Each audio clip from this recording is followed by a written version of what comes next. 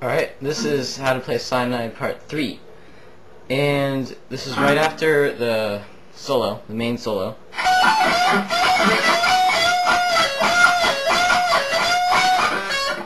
And it's going to end with this. And then we're going to do this little interlude part, which is made up of that power chord that I was telling you about earlier, this part. And if you don't know how to make that power chord, go back and watch how to play Cyanide Part 1, because I'm not going to explain that again. But it's that same type of power chord with your first finger on the 9th fret of the A string, and then your ring finger on the 11th fret of the G. And then strum it twice. Let the second time ring. And then slide that same chord up to the 12th fret of the A string. And then go down a half step. And then that to the 9th fret again twice. And then go down to the 4th fret of the A string. Let that ring. And then back up to the 12th fret.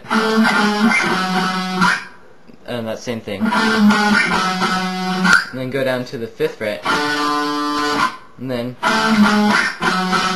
the 6th fret. That's do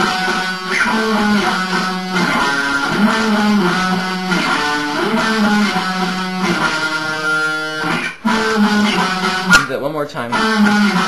And then on the last time, you don't do a chord, but you're going to do this thing. I'm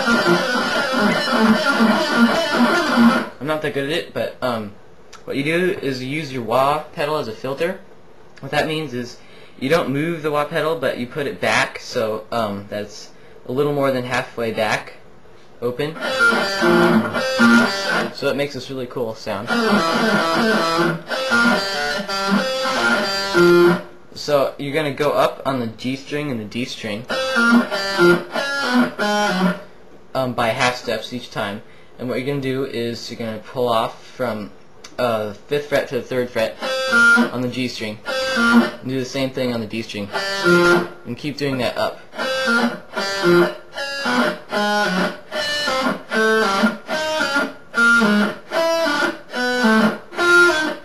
And you go and you do that for a while.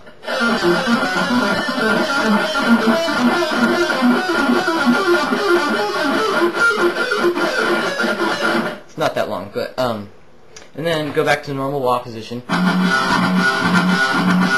and that is 2nd fret of the E string twice, and then 3rd fret of the A string.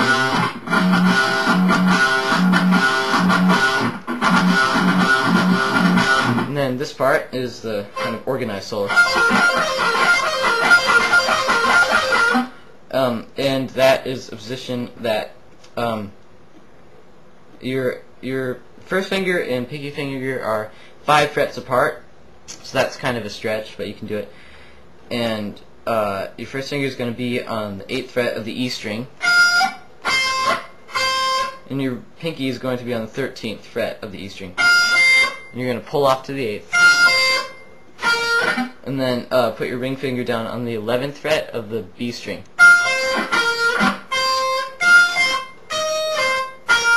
So that's, and this time you're going to pull off from 13th to the 8th, and then 11th to the 8th, back to the 11th fret. You're always going to go back to that 11th fret. So that's, so you do that same pattern twice.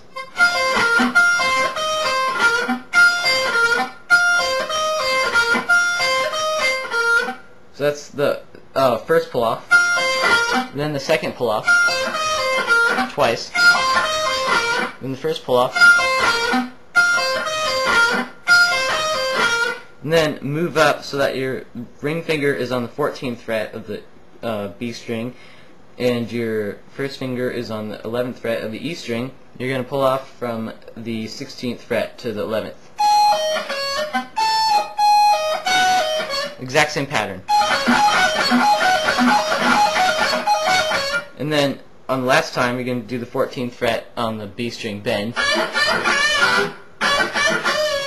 And you're going to pull off down to the 12th fret.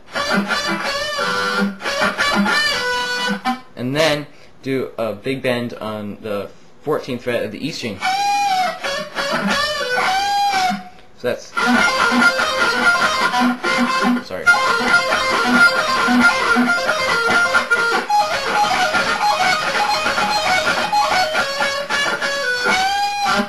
And then this part is the cool harmony part, and that's the opening string palmated. It's the same pattern as this, but you're going to be hitting different notes each time. So the first guitar is going to be doing 12th fret to the 10th fret, A string, and then the same thing on the next string up, so that's the D string, and then the next string up, G string, 12th fret to the 11th fret, and then same string, G string, 16th fret to the 14th. That's, and then do it again. You're going to stop right there, and then you go up to the 15th fret of the E string, 14th, 17th, 15th, 19th, 17th, and then if you have a 24th fret, do that. If you don't, bend it on the 23rd or something, or 22nd, and slide.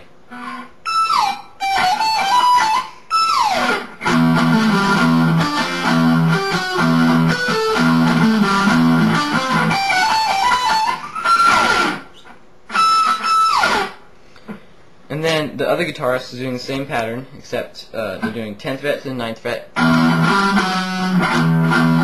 9th fret to the 7th fret on the D string, and then 9th fret to the 7th fret on the G string, and then 12th fret to the 11th fret on the G string.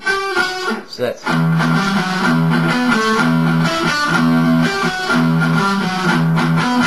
and then you're going to do this thing, but you're going to do 17th fret B string to the 15th fret of the B string, 19th, 17th, 20th, 19th, and then 24th. And then that's that whole thing. Then it goes back to the bass riff. And then you go back to the verse. You're going to do the verse again, and you're going to do the slide. This time you're not going to do the verse again, you're going to go straight to the verse, the chord part. And then the whole song is exactly the same until the end.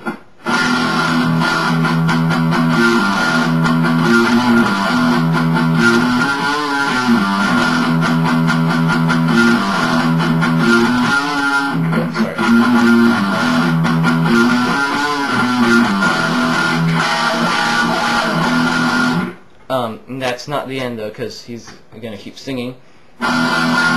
So you do the same. This is actually the exact same pattern as the very beginning of the song.